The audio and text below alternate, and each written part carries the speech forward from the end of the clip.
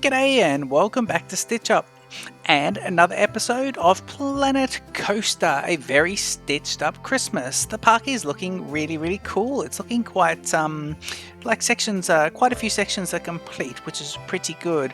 I'm hiding what's been built this episode in on this left hand side. We have a big surprise for you. Actually, you probably saw from the thumbnail. That's right, this episode we're going to be building a castle.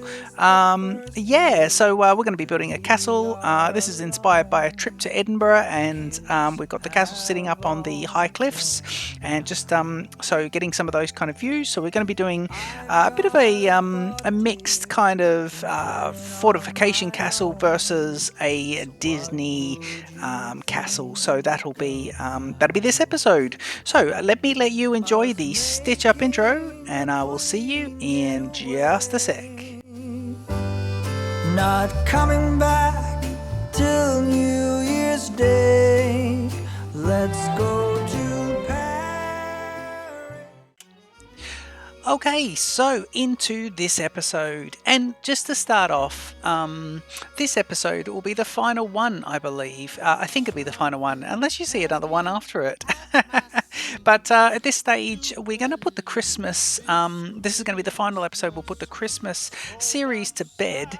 It's now, this is now coming out after Christmas, and all the Christmas spirit just goes away, doesn't it? It doesn't go away, but it just kind of so much Christmas on Christmas Day. So yes, anyway, now as you can see, let's talk about what's happening on screen. So as you can see here, I've started to create another mountain. So we already have a couple of mountains there coming out of the side of the quarry, but just as it goes through to that tiered section at the back, that's where this lovely mountain is now going to be. Now this is going to be a steep mountain, and if you can probably see from the thumb and also the title of the video, we're creating a hilltop castle. So this will be a lovely castle, and guests will not be able to come up here. This is for visual representation only. We are creating the castle during the day, and so it's nice and easy to build. But then I think, again, this park is primarily set to be a sort of viewed over night time and sunset, not over night time, but sunset, and that sort of that sort of sun setting. And of course this biome has a lovely sunset in it as well. I've actually just flattened off the topui of this mountain here, so we've got a very tabletop, and we will just use this as a base on which to put the castle on. Now, castle building is another good one for me because I'm trying to increase my skills with Planet Coaster, and castle building here, it can be quite simple, but it can be quite difficult, and it can be really difficult to get done well. But one thing I have taken inspiration from a real castle in real life is Edinburgh Castle, sitting high up on the cliffs.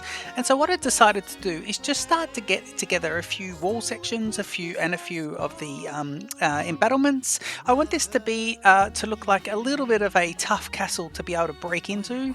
I like the idea that you can't quite scale the wall, and if you could, then you need to then you basically be at the bottom of these very steep walls and turrets and different sort of gatehouses and different things, different parts.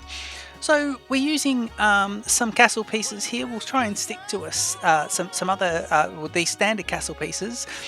Please note the colour of it all changes. I'm just trying to get a few different wall sections together, and this is a nice way I find to build a castle, is just to get a few.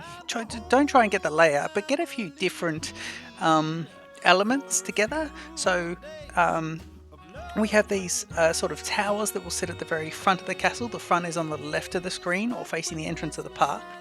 And of course there would be a road that will come up the side of the mountain, and we can talk about that in the live section of this particular sort of episode. Just so you know, for this episode as well, excuse me, so just so you know, this episode we're going to show you how I lay out the castle and the foundations, and then we're going to skip forward to the free play section, and in between the free play section and the this sort of speed build, we'll actually I actually have built quite a lot of the castle off camera.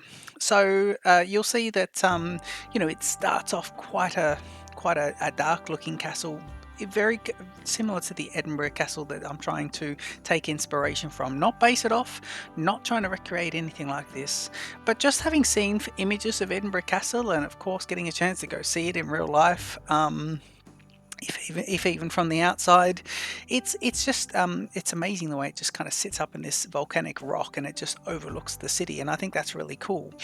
It makes me want to kind of find a map in city skylines and start building a Edinburgh Castle in city skylines, or a castle, a town takes inspiration from that in city skylines. But I'm not sure if that's just me thinking out loud.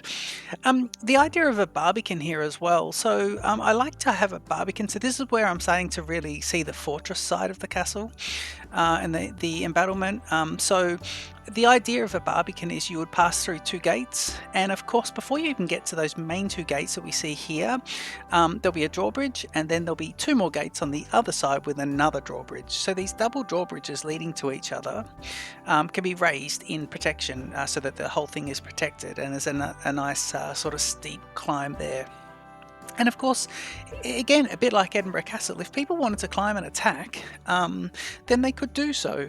But don't forget that once they get to the top part of the castle, or once they get to, the base of the castle, you would find that then that's when the defenders would be able to put boiling oil and boiling water. Funny enough, I was watching a documentary from a gentleman who I can't remember his name. Is on YouTube, and he is quite a specialist on castle defences. And he was mentioning that hardly ever during the medieval times and the medieval ages was boiling water ever thrown from a castle, because it was such a valuable asset. Oil. It would have been animal oil that they would have had access to, unless it was I don't know if maybe it was for the Vikings. Then it was slightly different, because they would have had access to whale oil. But again, it's so low yield and such a precious thing. So throwing gallons of it outside onto attacking people would have been a complete waste. So generally, you would think that they would have thrown things that were on fire, but not so much oil. So that was hardly ever used. Now I'm building just the front and the side of the castle, or three sides, I guess, and I'm leaving the back of it at the moment. You can see me start to reposition it. The overhangs of the mountain will be reduced greatly, and we'll go ahead and I guess the whole idea of this castle is just to be, as you walk in, it's another height variation, which I find kind of cool. So when we walk in, we'll start to see this, and if you're in the first section of the park, the lowest section, you would see the castle, especially as you come past the Ruby Rocker and you go around the corner, you'd look up and you'd be at the base of the castle. And I have plans to put a alpine lake and a waterfall with another water feature coming down to grade for that one.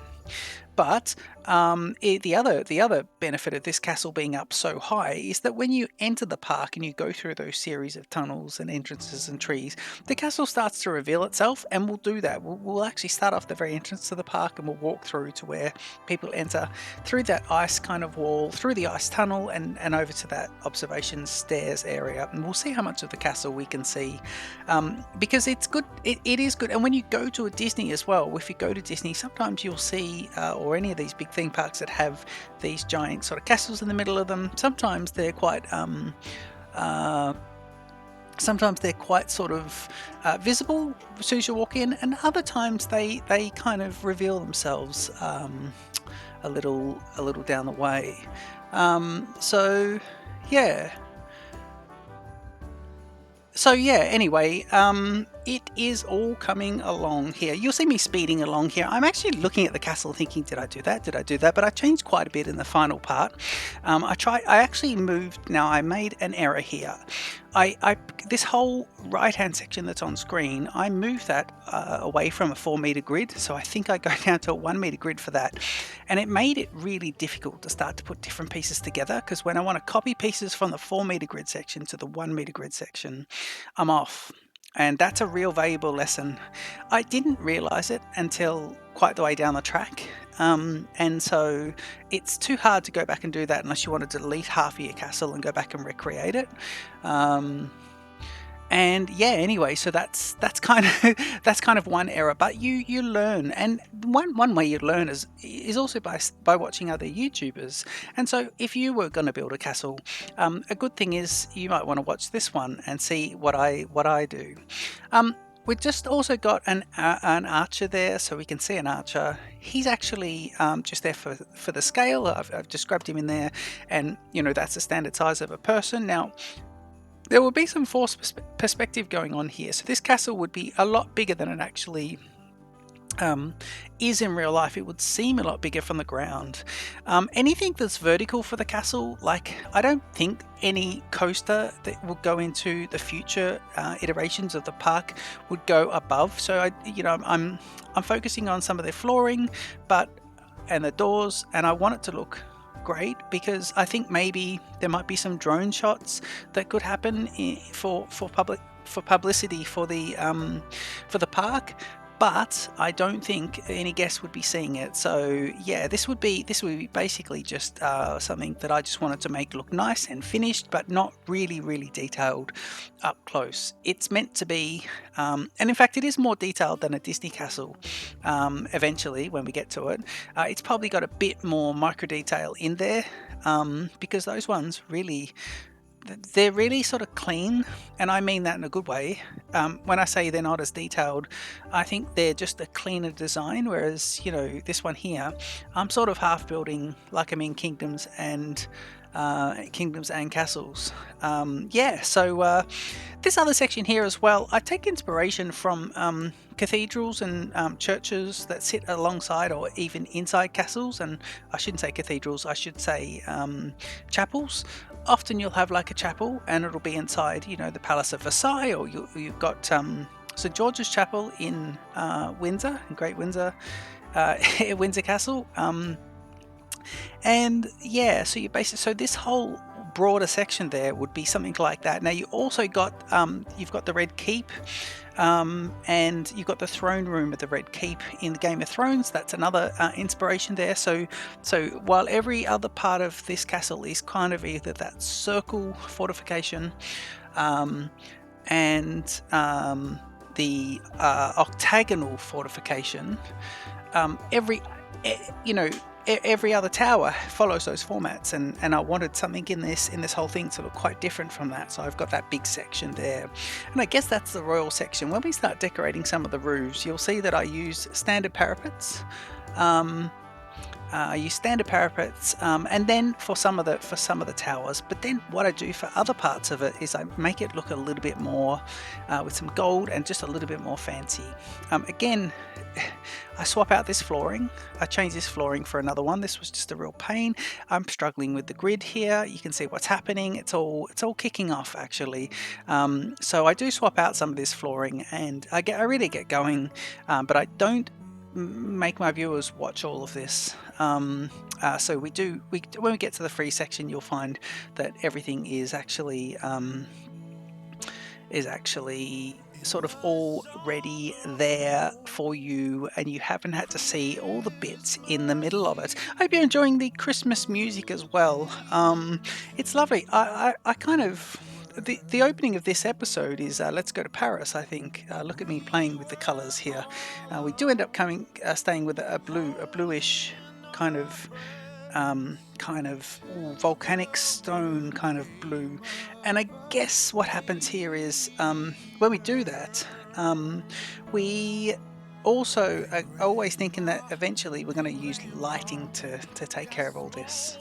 So it's going to be all about the lighting. So I needed a color that would work well with the lighting. So it has to be not too dark, not too light. It can't be too white. I kind of like the idea of an iced castle, an iced castle, like an ice type castle. But I didn't want it to look like a wedding cake. And so yeah, this is kind of, this blue slate brick is what I've gone with, and I do add some quite striking white to it as well to offset it. You can start to see the white be developed here, and I move this throughout the entire sections of the parapets. Yeah, we are just making changes here, and eventually I kind of swap swap this color out just a little bit for its final color scheme, and I'll take you through that in our very soon to come free play section of the episode. Of course, you've got different parts, the different towers, and of course you've only got two different towers. Those circular ones and the octagonal ones are these towers, but then you've got all these other kind of, other pieces that form tight towers, whether they be octagonal or circle as well. So it's always good to kind of put them on a 1 meter grid and just have them sitting in various corners, because it really does add to the look that this whole thing was kind of built, and they would have said, oh, I need this, then I need this. They would have had plans when they built these castles, but then sometimes they would, the plans would be quite simplified sometimes, and you'd have these other sections that would need to be built to either support to basically to do that. Now also I do end up putting lots of stairs in here as well. There's even a little walkover area for various parts, and I found a really cool piece that I'll show you in the free play section. In fact, you just saw it kind of just then, but it is a roof piece, but it's got some wooden parts underneath, and it's really lovely. And what I like about it when I use it in this part of the castle is that the whole thing would be seen from down below where that kind of chairlift station is. If you look up, that's what you can see. So if I put those parts that are visible down there, then I think that's kind of cool. That's something to look up and see a bit of detail. I think you would see that detail as well, because they're quite big pieces. I'll show you what I mean. That doesn't make a lot of sense, but I will show you exactly what I mean with that. But I'm going to leave the rest of this here very shortly, and then we'll talk more in the free play section, and I'll take you on a little tour, and we'll talk about next steps for the park and exactly what we're going to do, maybe a little bit about what we're doing on the rest of the channel as well. In the meantime, I just wanted to say I hope you enjoyed these 6 episodes, now 7 I believe, 6? I've done 6 and this is 7. I can't remember. I should know, because by now when you're seeing this there'll be a number on the episode, but whatever episode this is, I hope you've enjoyed everything. It'll be 6 or 7 episodes up until here, and I've been enjoying your comments, and I kind of like the way the park is progressing. What I'll be doing to mothball the park is I will be doing a couple of kind of videos. I'll do a video at the end of this. We'll do a little bit more of a look around. We had a ride through in the last episode, and then I'm going to upload it to the Steam Workshop and save it as a file, just in case anything happens to the computer. It's a nice way to back things up, and I don't mind public having access to it. And of course, I'm not sure if anyone wants that, but if you do, you can go to the Steam Workshop and grab the park when it's ready. The half completed park. I think we're about a third the way through completion of this park, and there are sections that are fully complete, and there are sections that just need a little bit more, and there are sections that are not even, they're kind of mapped out but not even started yet. So I'll let you enjoy the rest of this speed build and the lovely Christmas music, and I'll see you in the free play section.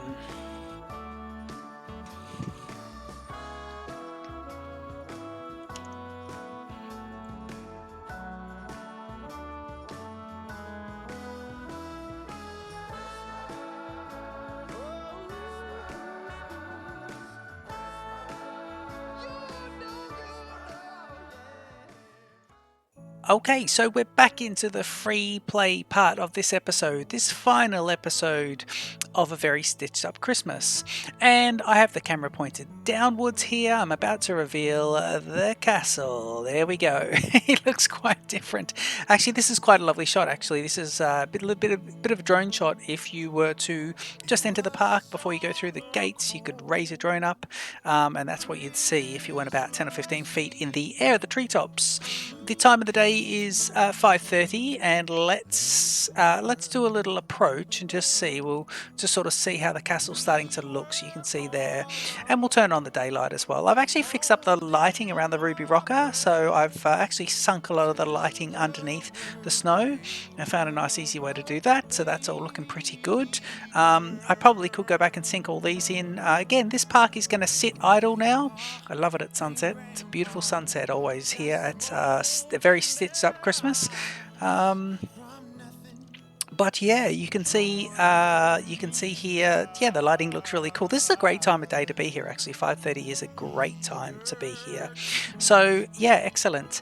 And if we go up and have a look at the Ruby Rock, the castle as well. So there's the Alpine Lake.